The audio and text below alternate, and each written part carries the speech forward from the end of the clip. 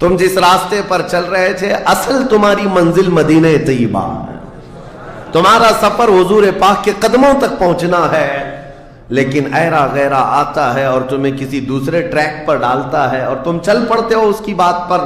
اسی لیے قرآن نے کہا یہ دھوکے کے علاوہ کچھ نہیں ملتا یہاں پر۔ دنیا اور دنیا داروں پر تم کبھی بھروسہ نہ کرنا، تم اپنی منزل پر ہمیشہ توجہ رکھنا، تمہاری منزل یہ نہیں ہے۔ اسی لیے شاعر نے کہا تھا غلط روی سے منازل کا بعد بڑھتا ہے، مسافروں روش کارواں بدل ڈالو۔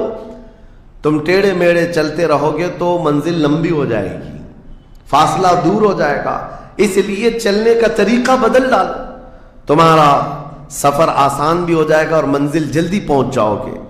اب جو بات مجھے کہنی تھی وہ یہ ہے، زندگی جب اتنی شارٹ ہے اور آزمائش کے لیے تمہیں یہاں بھیجا گیا ہے تو مجھے ان نوجوانوں کو دیکھ کر کے کبھی درد ہوتا ہے جو رات بھر نکڑ پر بیٹھ کر کے اپنے وقت کو ضائع کر رہے ہوتے ہیں، جن کی زندگیاں انہوں نے اپنی جوانیاں اپنے ہاتھوں سے برباد کر رکھی ہیں۔ تمہیں پتہ ہے ایک رات جو ہماری زندگی میں آئی، آج کا دن تم کروڑوں دولتیں لگا دو یہ دن دوبارہ کبھی نہیں آئے گا۔ تمہاری زندگی میں کیا قیامت تک واپس نہیں آنا ہے اس دن کو۔ دنیا چل پڑی ہے، پیچھے کی طرف کبھی نہیں آئے گی۔ اللہ کا قانون ہے، یہ جو وقت گزر رہا ہے ہمارا دوبارہ ہماری زندگی میں کبھی نہیں آنا ہے۔ لیکن کتنے مزے سے، کتنے ٹھاٹ باٹ سے نوجوان، ہاتھ میں کچھ نہیں، آس پاس کچھ نہیں، عمل بھی کچھ نہیں، ایسے بے فکرے ہو کر کے زندگی گزارتے ہیں۔ تو سوچنا پڑتا ہے جس امت کو پوری دنیا آگ میں جھلسا چکی ہو، پوری دنیا اس امت کو اپنے نشانے پر رکھی ہو، اس امت کا غیور نوجوان رات بھر گیم کھیلتے ہوئے گزارتا ہے، اسے کسی چیز کا احساس نہیں۔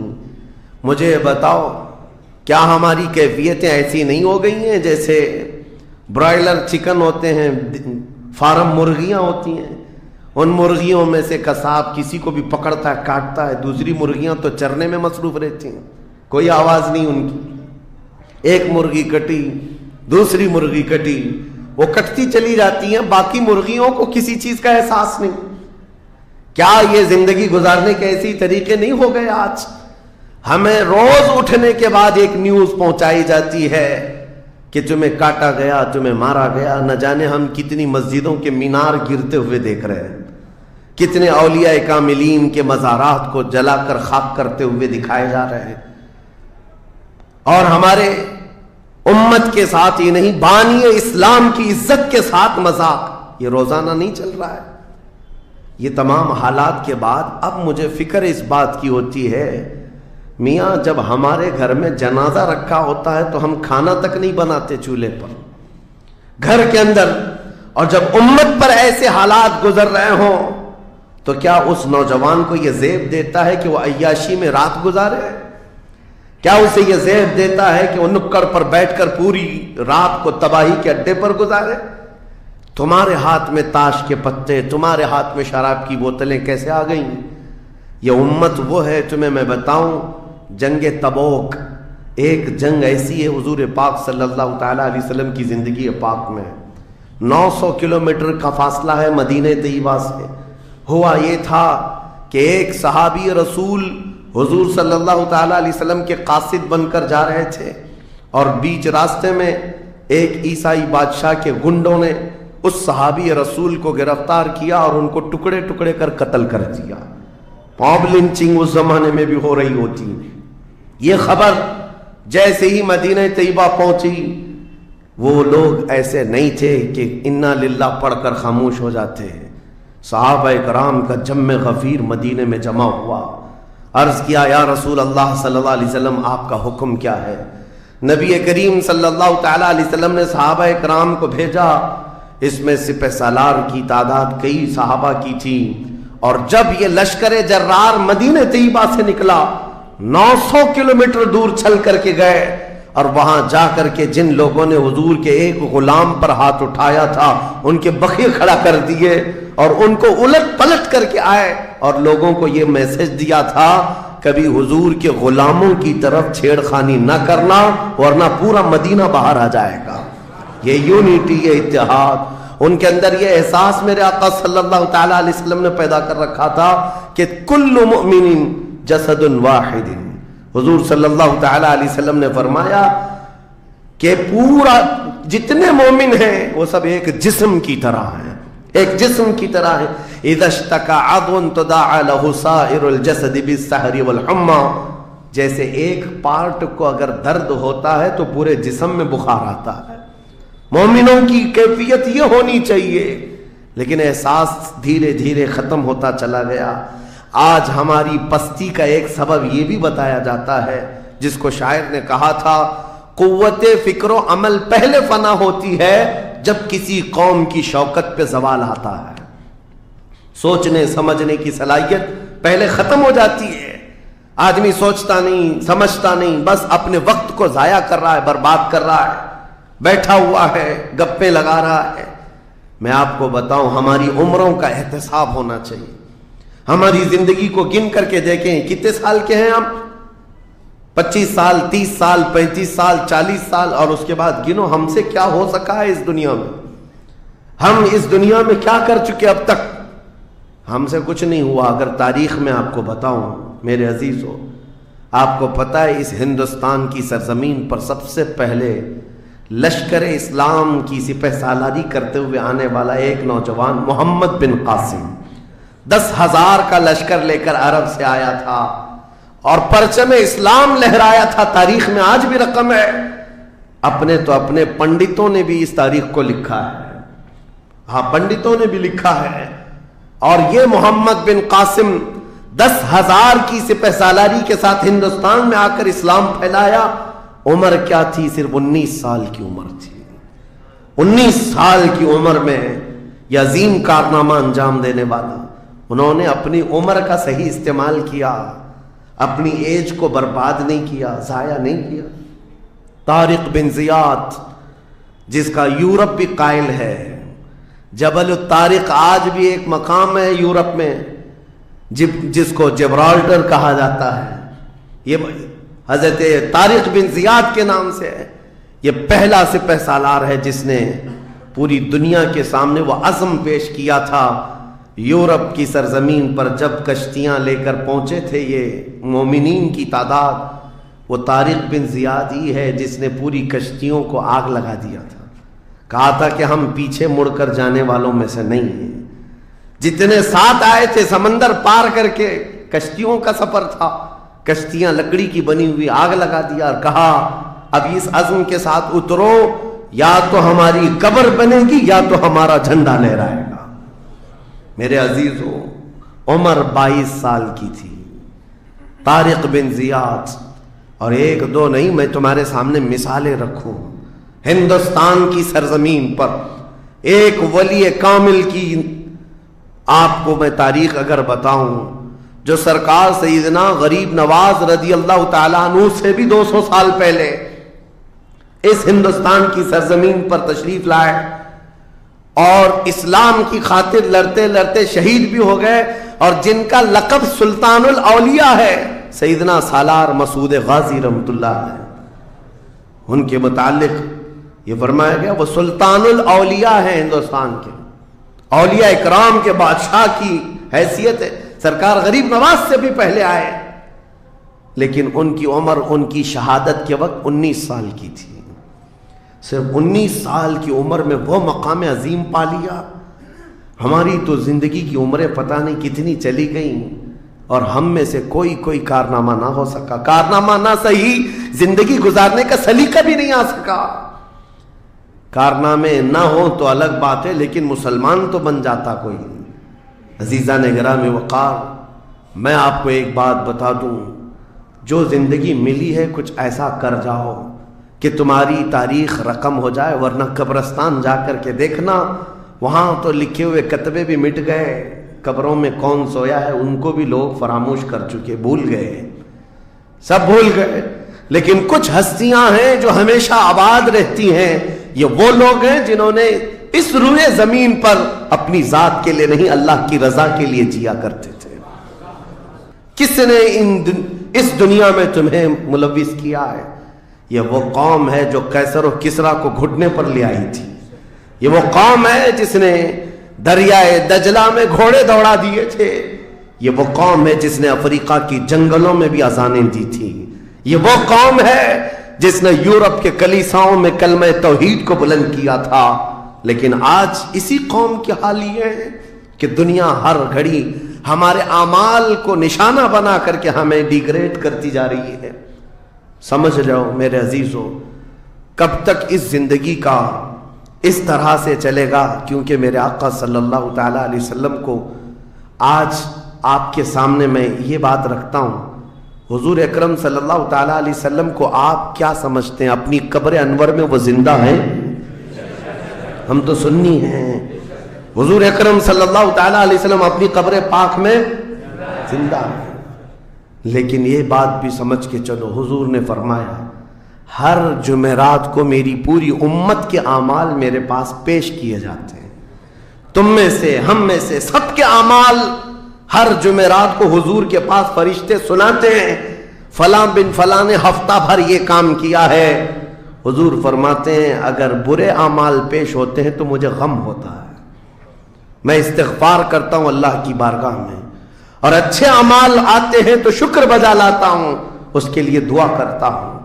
عزیزان گرامی وقار، کبھی پلٹ کر کے زندگی میں دیکھنا کتنے جمعرات ایسی چلی گئی ہوں گی جس میں ہمارے کون سے اعمال فرشتے لے جا کر کے سنا رہے ہوں گے. حضور اکرم صلی اللہ تعالیٰ علیہ وسلم کی بارگاہ میں جب ہمارے اعمال یہ کہہ کر سنائے جائیں آقا آپ کا فلاں امتی بے خبر ہے، نہ نماز پڑھتا ہے، نہ ہی آپ پر درود پڑھتا ہے، نہ ہی وہ کبھی نیکیوں کی طرف آتا ہے، وہ تو گانوں کی دھن پر جی رہا ہے. صبح اٹھتا ہے، شام ہوتی ہے تو اس کو تو فلموں کے نغمے یاد ہیں، آپ کا کوئی قول یاد نہیں. بتاؤ میرے آقا صلی اللہ تعالیٰ علیہ وسلم کو فرشتے جب ہمارے متعلق یہ خبر دے رہے ہو، کیا حضور پاک صلی اللہ تعالیٰ علیہ وسلم کو اس بات کا قلق نہیں ہوتا؟ یہ وہ امت ہے جس کے لیے میں رات رات بھر کھڑے ہو کر دعا کرتا تھا، آج یہ ہم کو فراموش کی ہوئی ہے. زندگی گزارنے کا مقصد سمجھ جاؤ میرے عزیزوں. اسی لیے میں آپ کو کہتا ہوں کہ زندگی یہ نہیں ہے. حضور تاج الشریعہ رحمۃ اللہ علیہ نے فرمایا زندگی یہ نہیں ہے کسی کی کسی کے لیے، زندگی ہے نبی کی نبی کے لیے. نہ سمجھ مرتے ہیں زندگی کے لیے، جینا مرنا ہے سب کچھ نبی کے لیے. جو لوگ یہ سمجھ جائیں اس نقطے کو، انہوں نے زندگی کی مرادوں کو پا لیا ہے، وہ حصولیاب ہو چکے ہیں. لیکن جو اب تک بھٹکے ہوئے ہیں ان کو میں دعوت فکر دوں گا. ایک بار سوچ لو، ایک بار سوچ لو، ویسے ہی دنیا ختم ہونے والی ہے اور تمہاری موت آنے والی ہے. ایک بار سوچ لو، ایک بار سوچ لو کہ ہمارے ساتھ آخرت میں ہونا کیا ہے، قبر میں ہمارے ساتھ بیٹھنے والا کون ہے، ہمارے ساتھ تنہائی کا نگہبان کون ہے، اور محشر کے اس بھرے میدان میں ہمارا ہاتھ پکڑنے والا کون ہے. جب بار بار یہ سوچو گے تو اس فکر کو پہنچو گے کہ وہ صرف اور صرف ایک ہی ذات ہے. کون دیتا ہے دینے کو منہ چاہیے، دینے والا ہے سچا. حضور پاک صلی اللہ تعالیٰ علیہ وسلم کی طرف لو لگا دو. اس کو جن لوگوں نے اپنی زندگی میں پہچان لیا وہ امام اہل سنت بن گئے، مجدد وقت بن گئے.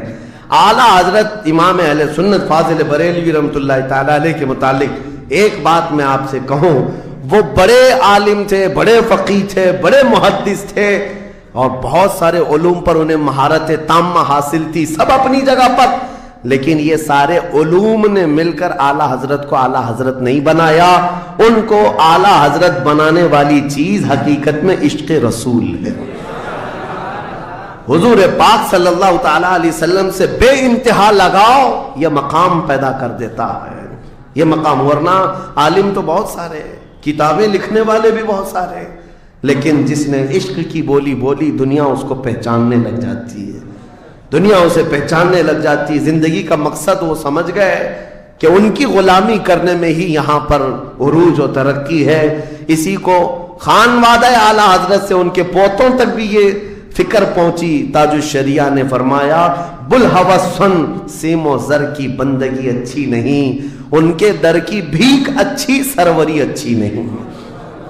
تم جو سوچ رہے ہو زندگی کے طور طریقے ایسے ہونے چاہیے ویسے ہونے چاہیے، گزار لو جتنے دن چاہے بڑے بڑے بنگلوں میں، بڑی بڑی گاڑیوں میں، بڑی جائیدادوں میں، لیکن زندگی میں وہ عزت نہ پاؤ گے جو میرے مصطفیٰ کے قدموں میں ملے گی، جو حضور کی غلامی میں ملے گی وہ عزت نہیں پا سکتے۔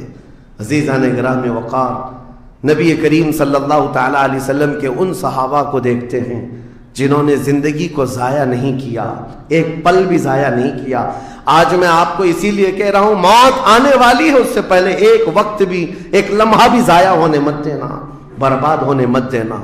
جو وقت ہے، میں مصر میں دیکھتا تھا بسوں میں بھی اور کبھی کبھار ٹکٹ کاؤنٹر پہ جو لائن لگی رہتی تھی، ایک اسٹیکر لگایا گیا تھا، اکثر جگہوں پر یہ اسٹیکر پڑھنے کو ملتا تھا، اجعلوا الانتظار فی الاستغفار، یہ جو ویٹنگ ٹائم ہے اس کو خالی کھڑے ہو کر کے مت گزارو، اتنی دیر استغفار کرو اور درود پاک تو پڑھو، وقت کو ضائع نہ کرو۔ تمہارے پاس اللہ نے وقت دیا، بیٹھے ہو تو پڑھو، کھڑے ہو تو پڑھو، کیونکہ یہ وقت تمہارا بربادی میں نہیں لکھا جائے گا، تمہارا یہ وقت ضائع کرنے والوں میں نہیں لکھا جائے گا۔ عزیزان گرامی وقار، آپ کو میں ایک بات بتا دوں، جن لوگوں نے اپنی زندگیوں میں بڑے بڑے محلات بنائے، آج ان کے لیے بھی تاریخ ہے، مگر کس انداز سے، کس انداز سے۔ آج دنیا نے آپ کو ایسے ڈائیورٹ کر رکھا ہے، جو کام ہونے کے تھے وہ نہیں کرنا ہے آپ کو، لا یعنی کاموں میں مصروف ہو گئے، جو چیز تمہارے حصے کی تھی نہیں اس پر انرجی خرچہ کرتے رہ گئے، اور جو چیز تمہارے کام کی تھی اس کو تو بھول ہی گئے۔ آپ کو میں ایک بات بتا دوں، ہو سکتا ہے شاہ جہاں نے تاج محل بنایا اور پھر بادشاہ قطب الدین کے زمانے کے نشانیاں موجود ہیں، لال قلعے بن گئے، قطب مینار بن گیا، بڑی بڑی عمارتیں ہیں، لوگ اوپر سے نیچے دیکھنے کے لیے آتے ہیں، لیکن میں یہ کہتا ہوں یہ کوئی کمال کی چیزیں تھی نہیں، کمال کی چیزیں تھی نہیں۔ لاکھوں لوگوں کی محنتیں بھی لگی، پیسہ بھی لگا اور بڑی عمارتیں کھڑی کر کے چلے گئے، ہزاروں کی تعداد میں تاج محل میں لوگ جاتے ہوں گے۔ تاریخ تو لوگوں کو تھوڑی بہت تو پتہ ہوگی کہ اپنی بیگم کی محبت میں بنایا ہوا ایک محل ہے اور بیگم کی قبر بھی وہاں ہے، لیکن جانے والے کبھی کسی کو سنا ہی نہیں کہ ایک فاتحہ بھی کوئی پڑھتا ہوا نظر آتا ہے۔ وہ تو پکنک پوائنٹ ہے، ٹورسٹ ایریا ہے، جائے دیکھے آئے۔ لیکن میرے عزیزو، یہ بڑے بڑے محلات اپنی ناموری کے لیے بنا کر تو چلے گئے، لیکن آؤ بریلی شریف کی سرزمین پر ایک مدرسہ جو اعلیٰ حضرت نے بنایا، مبارک پور کی سرزمین پر جامعہ اشرفیہ جو حضور حافظ ملت نے بنایا، یہ عمارتیں آج بھی دعوت دے رہی ہیں، ایک دو نہیں، ہر سال ہزاروں کی تعداد میں عالم اور مفتی وہاں سے نکلا کرتے ہیں۔ یہ کام کی چیزیں تھی جو بزرگوں نے کر دیا کہ امت کو ایسا کچھ دے جاؤ کہ وہاں سے آنے والا کچھ فیض اٹھا کر کے جائے۔ تاج محل لے کر کے کیا کرنا ہے؟ پیسے کمانا ہے یا ٹورسٹ ایریا بنانا ہے؟ لیکن ایک ایسا ادارہ جس میں پڑھ کر کے دنیا روشن ہوتی اور آخرت بھی روشن ہوتی۔ ہم سنیوں کے ہاں یہ چیزوں کی ضرورت تھی، ہمیں لا یعنی چیزوں میں مصروف کر دیا گیا ہے۔ میں اب تو آپ کو پتہ ہی ہوگا، مجھے تو جلسوں والا آدمی بنا دیا گیا، جہاں دیکھو پروگرام جلسے۔ میں اصل میں جلسوں والا آدمی تھا ہی نہیں، میں فیلڈ ورک کرنا پسند کرتا ہوں، کسی علاقے میں رہ کر کے قرآن کی تفسیر کرنا اور لوگوں کے درمیان رہنا۔ لیکن مسلسل سفر کا ایک تجربہ میں آپ کو بتا رہا ہوں، ہوں گے یہاں پر بھی بہار بنگال والے، سب ہوں گے، بہار والے، بنگال والے، جھارکھنڈ والے اتنے جلسے کرتے ہیں، 365 دن بھی اگر ان کو تاریخ دی جائے تو بھی کم ہے۔ ایک اینالائز کرنے والے بہار کے رپورٹر ہیں، انہوں نے رپورٹ لا کر کے ہمارے سامنے بتائی کہ حضرت 2022 میں اسٹیٹ آف بہار میں 4000 جلسے ہوئے، 4000 جلسے۔ میں ان کا مخالف نہیں ہوں، لیکن ایک فکر آپ کو بتا رہا ہوں، 4000 جلسے، جن میں سے ہر جلسے کا کم سے کم خرچہ 5 لاکھ روپے، اس سے کم خرچہ کرتے نہیں، 6 مہینے چندہ کرتے ہیں، اس کے بعد بڑا جلسہ کرتے ہیں۔ کیلکولیشن کر کے دیکھا گیا تو سال میں 2000 کروڑ روپے خرچے ہوئے، 2000 करोड़ रुपये। मेरे अजीजों, ठीक है ये सब अपनी जगह पर, लेकिन पूरे स्टेट पर घूम करके देखें तो मुसलमानों के नाम की एक यूनिवर्सिटी भी नहीं है, कोई एक बड़ा इदारा नहीं कायम कर सके। 2000 करोड़ की भारी रकम साल भर खर्च करने वाला गरीब स्टेट जिसको लोग समझते हैं। मेरे अजीजों, मैं ये बात इसलिए अर्ज कर रहा हूं, जिन चीजों में तुम्हारा जहन उलझ गया ये वो तुम्हारे काम की नहीं थी। आला हजरत ने बहुत पहले फरमाया था, ये दुनिया का हाल ये है, शहद दिखाए जहर पिलाए। यहां पर चकाचौंध दिखने वाली चीजें वो तुम्हारे हक की नहीं है। इसलिए मुझे दर्द होता है इस बात का कि हमने जिन चीजों के लिए अल्लाह ताला से अमानत ली थी, हमें अल्लाह ताला ने नवाजा था, वो हमारी रकम भी गलत जगह जाती, हमारी जिंदगी का वक्त भी गलत जगह जा रहा है। अजीजा ने गिरामी वक़ा, इन सब चीजों का सवाल होगा क़यामत के दिन हमसे, हर चीज का सवाल होगा। अगर हमने वक्त को जाया किया है और अपना माल भी गलत जगह इस्तेमाल किया है, हर जगह हमारी पकड़ होगी, हमारी पकड़ होगी। एक हफ्ता कबल मैंने सुना, हमारे चाहने वाले हैं अजीज, उन्होंने कहा एक दरगाह पे गए थे, सुना है एक बहुत बड़े सेठ हैं, वो 2.25 करोड़ का सिर्फ दरवाजा बना रहे हैं अल्लाह के वलियों के आस्थानों पर। मेरे अजीजों, ये अल्लाह के वो वली हैं, न तुम्हारे दरवाजे के मोहताज हैं, न तुम्हारी चादर के मोहताज। उनके इंतकाल के बाद जो उनको अल्लाह ने मकामात दिए वो तुम नहीं पहुंचा सकते। वो तो अल्लाह ताला के रहमत में है, जिन्हें अल्लाह ताला जन्नत के जोड़े पहना चुका हो, जिनके लिए जन्नत की हवाएं चल रही हो। उन औलिया के मिशन को जिंदा करना हकीकत में ईसाले सवाब। उनके लिए सबसे बड़ी नजर और नियाज यही है। माररा मुतहरा में हाजिर था, बड़ी खुशी हुई। साहब सज्जादा ने बढ़ करके ये ऐलान किया था, आने वाले जायरीन जितने सुन्नी आते हैं, हम उन सब से कहते हैं कि हमारे औलिया जितने यहां आराम कर रहे हैं, इन औलिया को जो चादरें डालनी थी वो हम डाल चुके। तुम्हारी तरफ से अब किसी चादर के लाने की जरूरत नहीं, और अगर लाना ही चाहते हो एक दुपट्टा ले जाओ और गरीब बहन के सर पर ओढ़ा दो। ये पैगामात थे खानकाहों के, हकीकत में यही उम्मत का काम है। अजीजा ने गिरामी वक़ा, लायानी कामों में पढ़ कर के हमारा वक्त जो बर्बाद हुआ उसकी तलाफी मुश्किल है, बहुत मुश्किल है। इसलिए मैं सिर्फ ये मैसेज देना चाहूंगा कि जिंदगी के उस पॉइंट पर आज हम आ चुके हैं जहां आंधियां तूफान हर तरह से एक बहुत बड़ी आजमाइश में हम गिरफ्तार हैं। किन किन चीजों का इलाज किया जाए समझ में नहीं आता। कभी कभार मैं बैठकर सोचता हूं, घर में अगर गैस का पाइप भी लीक हो गया, आग भी लगी है, पानी का पूरा फव्वारा भी आ रहा हो, कचरा भी गिरा हो, तो आदमी सोचने लग जाता है किस चीज को रोकूं, पानी को रोकूं, गैस को रोकूं, आग को रोकूं, कचरा उठाऊं, क्या करूं समझ में नहीं आता। ये हालात आज हमारे साथ ऐसे ही हो गए, हम किन किन चीजों का मुकाबला करें समझ में नहीं आता। और फिर उस पर मजीद जब हम अपनी कौम की तरफ देखते हैं, ये तो गेम चलाते हुए मजे से बैठे हुए हैं, ऐसा लगता है इन्हें किसी चीज की फिक्र ही नहीं। शायर ने कहा था, जगह जगह के थक चुके हैं तुम्हें ये हंगामे, नशाते लज्जते ख्वाबे गिराम बदल डालो, उठो वो गरना हश्र ना होगा फिर कभी, दौड़ो के जमाना चाल अपनी चल गया। मेरे अजीजों, बस वक्त का एहसास तुम्हारे अंदर आ जाए, जाया न करो। मेरे आका सल्लल्लाहु तआला अलैहि वसल्लम की एक बात मैं तुम्हें बता देता हूं। आप ये सोचते हैं बहुत सारे नौजवान खाली फालतू इसीलिए बैठे हुए, मेरे स्टेटस के मुताबिक काम नहीं मिलता, मेरे स्टैंडर्ड के मुताबिक मुझे काम नहीं मिलता, बर्बाद किए जा रहे हैं अपनी जिंदगी, लोगों पर बोझ बने हुए हैं। मैं उनके बारे में बताता हूं। सैयदुल अंबिया रसूल मुख्तार सल्लल्लाहु तआला अलैहि वसल्लम, अगर वो चाहें तो रोजाना उनके घर जन्नत का दस्तरखान उतरे, अगर वो चाहें तो सोने और चांदी के महलात में जिंदगी गुजारें। लेकिन जानते हो, नबी करीम सल्लल्लाहु अलैहि वसल्लम एक दिन सैयदा फातिमा ज़हरा के घर आए, देखा हसनैन करीमैन ताक में दुबके हुए बैठे, पेट पीठ से लगा हुआ है। आंखें अंदर है। हजरत फातिमा भी बैठी हुई, आवाज किसी की नहीं। हुजूर रहमत आलम सल्लल्लाहु अलैहि वसल्लम ने पूछा, फातिमा क्या हाल है, घर में खामोशी क्यों है? सैयदा कायनात ने कहा, अब्बा जान पिछले 4 दिन से हमारे घर में कोई खाना नहीं। हुजूर पाक सल्लल्लाहु ताला अलैहि वसल्लम ने ये नहीं फरमाया कि अभी बुलाता हूं जिब्राइल को, अभी दस्तरखान लाओ, अभी मेरे घर के खाने के इंतजामात करो।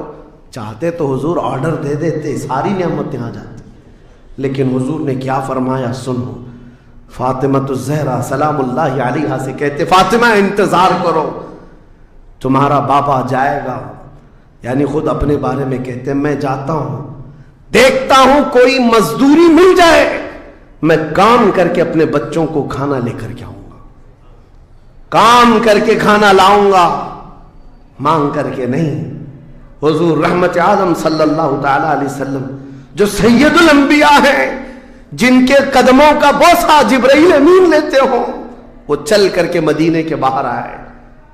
गर्मी की तपिश अलग है, धूप है, बाहर आए। एक बगीचा था जिसमें माली काम कर रहा था, बागबान। हुजूर रहमत आलम सल्लल्लाहु अलैहि वसल्लम उसके पास जाकर पूछते हैं, तेरे बगीचे में कोई काम करने के लिए है, काम मिल सकता है? उसने कहा हां काम मिल सकता है, आओ मेरे बगीचे में कुआं है, डोल डालो, पानी उठाओ, एक दरख्त को पानी डाल देना, बदले में 2 खजूरें दूंगा, उजरत सिर्फ 2 खजूरें। रसूल रहमत सल्लल्लाहु ताला अलैहि वसल्लम फरमाते, मुझे मंजूर है। गए और जाकर अपने हाथ से रस्सी लेकर डोल कुएं में डाला, पानी खींचते थे, जब डोल भर कर आता अपने कंधे पर उठाते और दरख्त पर ले जाकर पानी डाल कर आते। एक दरख्त पर एक मटका, एक डोल पानी डाला तो मालिक ने 2 खजूरें दी, बागीचे के माली ने 2 खजूरें दी। दूसरा डोल उठाया, फिर खजूरें मिली, तीसरा डोल उठाया, 6 खजूरें ली। चौथा डोल हुजूर ने डाला था कि रस्सी टूट गई, डोल कुएं में गिर गया।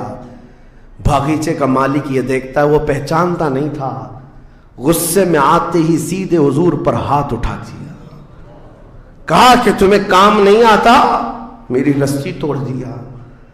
रसूल करीम सल्लल्लाहु ताला अलैहि वसल्लम ने पलट कर कुछ नहीं कहा। वो रहमत आलम सल्लल्लाहु ताला अलैहि वसल्लम थे। वो 6 खजूरें लेकर के वापस मदीने आए। कहा फातिमा कहां है बच्चे, कहां है? यही 6 खजूरें हुजूर ने लाकर अपने मुंह से चबाकर उन बच्चों के मुंह में डाला और कहा आज तक रुए जमीन पर कोई नबी ऐसा नहीं आया, 1,24,000 कमोबेश नबियों में हर नबी ने अपने हाथों की कमाई खाई है, अपने अमल की कमाई खाई है। रहमत आलम सल्लल्लाहु ताला अलैहि वसल्लम ने, जब वो मालिके कुल है, बल्कि जन्नत की चाबियों के मालिक, सारी जमीनों के खजानों के मालिक, कुल जहां मिल्क और जौ की रोटी ग़िज़ा, उस शिकम की कनाअत पे लाखों सलाम। वो लंबे लंबे हाथों से भीख देने वाले आका, सब कुछ होने के बावजूद अगर किसी एक बागीचे में डोल उठाकर पानी भरते हो तो इसीलिए नहीं कि उनके यहां कोई मजबूरी थी, बल्कि उम्मत को यह दर्स देना था, ए उम्मत के गयूर नौजवानों, तुम कभी खाली न बैठना, मुझे देखना और अमल करते रहना, और अल्लाह ताला तुम्हें दरवाजे रिस्क के जरूर खोले। खाली बैठे हुए वक्त बर्बाद करने वाले लोगों को मैं अक्सर ये बात सुनाता हूं, ऐ मेरे अजीजों, मुसलमान मोहल्लों में जहां से भी गुजरो हाल यही है, हाल यही है। रात को 4 बजे तक इनके यहाँ रोशनियां, किस बात के लिए? मियाँ क्या फिक्र हो रही है, किस बात की यहाँ मीटिंग चल रही है, चर्चे किस बात के? उम्मत की तबाही के चर्चे किस बात के? गप्पे लग रही होती हैं, कुछ नहीं। उन दूसरी कौमों को देखो जो फजर से पहले उठकर कामों पर भाग जाती हैं, सूरज डूबने से पहले वो घरों पर आ जाते हैं। आज तुम्हारे अखलाक और किरदार किसी और ने ले ली, अडॉप्ट कर लिए, और तुमको लोगों को ऐसा छोड़ दिया गया बेकायद के, बेक़ियादत के। बहरहाल मेरे अजीजों, बदलना चाहें तो आज भी हम बदल सकते हैं। सिर्फ एक नुक्ता है बदलने के लिए, एक नुक्ता है। मेरी बातें छोड़ दो, मुकर्रिरीन को सुनते हो सकता है लोग ये कहते हैं मौलाना लोग ऐसा बोलते हैं वैसा बोलते हैं, तुम्हारी फिक्रें सब अपनी जगह पर। मेरे अजीजों, मैं तो बहुत निकम्मा आदमी हूं, मैं तो एक छोटा तालिब इल्म भी नहीं हूं, जहालत मेरे अंदर भी है, लेकिन मैं आपको ये कहना चाहता हूं, अगर दिल के अंदर हलचल मच सकती है, इनकलाब लाने की फिक्र आ सकती है, तो इधर उधर की बातें छोड़ो, आमिना के लाल की तरफ देखो, हुजूर अकरम सल्लल्लाहु तआला अलैहि वसल्लम की तरफ तुम्हारा दिल मुतवज्जे हो गया तो मैं कहता हूं तुम्हारी धड़कनें तेज हो जाएंगी, तुम बदल लोगे अपनी जिंदगी को, और उसके बाद एक दिन आएगा फिर तुम ये पुकार कर कहोगे जो बरेली वाले ने कहा था, या रसूल अल्लाह, दहन में जुबान तुम्हारे लिए, बदन में है जान तुम्हारे लिए, हम आए यहां तुम्हारे लिए, उठे भी वहां हुजूर के लिए। जीने का सलीका मिल जाएगा, लेकिन शर्त सिर्फ इतनी है, आज से एक वजीफा दे करके जा रहा हूं, जुमा को, पहले भी मैंने एक बार कहा था, जब भी जुमा आए घर पर अब जाते हैं, घरों में अच्छा खाना बनता है, मेरे अजीज अपने बच्चों को ले लो, बैठ जाओ दस्तरखान पर, लेकिन घर में ये कानून लगा देना, बीवी भी बैठे, माँ भी बैठे, बहन भी बैठे, बच्चे भी बैठे, जिसके घर में जितने लोग हो दस्तरखान पर बैठे, उस वक्त तक हम लुकमा नहीं उठाएंगे जब तक 100 मरतबा मेरे मुस्तफा पर दुरूद ना पढ़ ले। हुजूर सल्लल्लाहु तआला अलैहि वसल्लम को याद करने का माहौल घरों में आ जाए, फिर देखना जिंदगी की बहारें तुम अपनी जिंदगी में देख लोगे।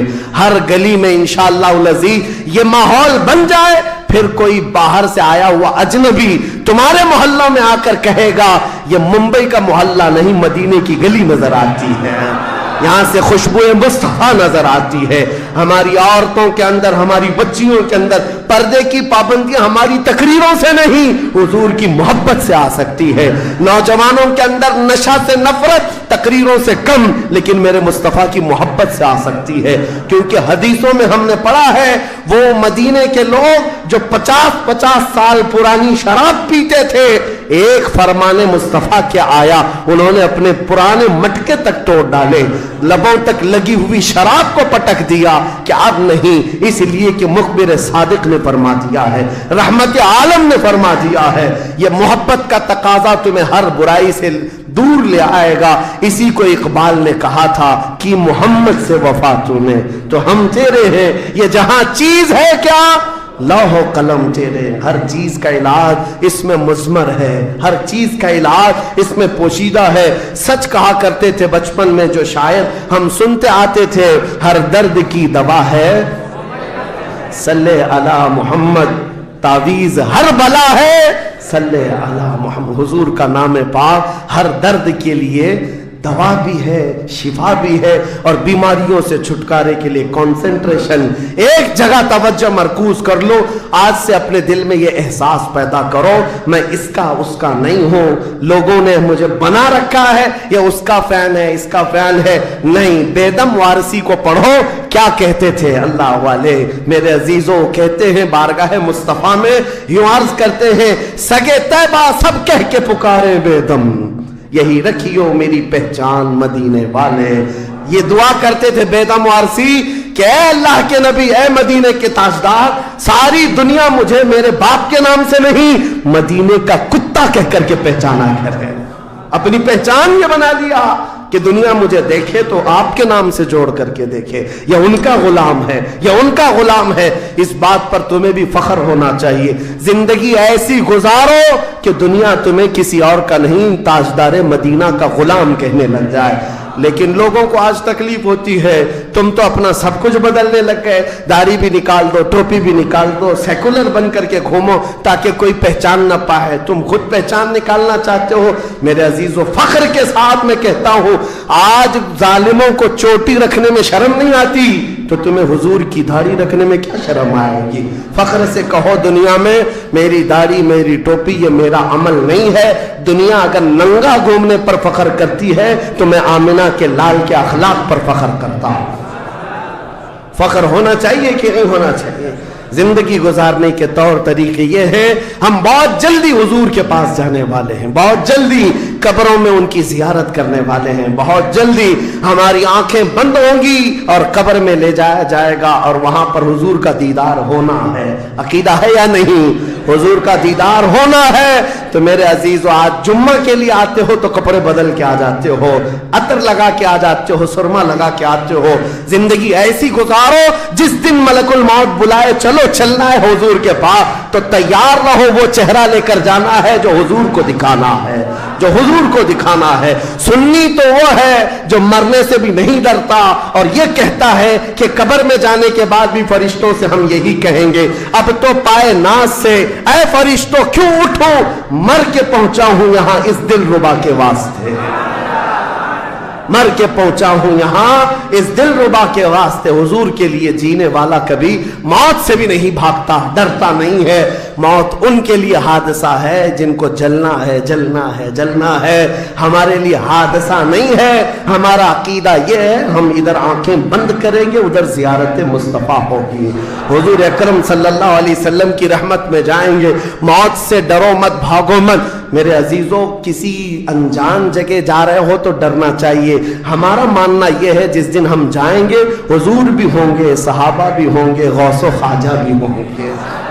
انشاءاللہ العزیز زندگی ایسی گزارو کہ ان اکابرین کی جماعت میں ہم جائیں گے اور میرے آقا صلی اللہ تعالیٰ علیہ وسلم ہمیں قبول کر لیں گے. حضور تاج الشریعہ رحمت اللہ تعالیٰ علیہ اپنے جانے سے پہلے یہ فرما کر کے گئے اپنے ایک نعتیہ دیوان میں، یا رسول اللہ میں مروں تو میرے آقا یہ ملائکہ سے کہنا اسے کوئی مت جگانا، ابھی آنکھ لگ گئی ہے، ابھی آنکھ لگ گئی ہے. اللہ کریم ہمیں وہ زندگی عطا فرمائے جو دنیا کی تھکن سے چور ہو کر جب آخرت کے سفر پر جائے تو میرے آقا کی رحمت والی جھولیاں ہمیں سامنے نظر آئے، میرے آقا کا حسین چہرہ پاک ہمارے قبروں میں نظر آئے. اللہ کریم ہم سب کو زندگی ضائع کرنے سے